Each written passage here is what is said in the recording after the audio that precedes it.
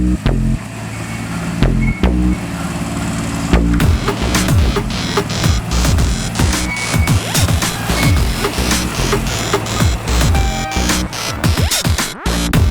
Esplanade Scenic Railway, located in Victoria Esplanade in Palmerston North, was established in 1969.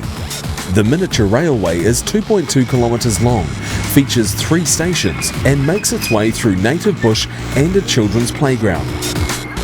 Passengers can purchase a one-way or return ticket.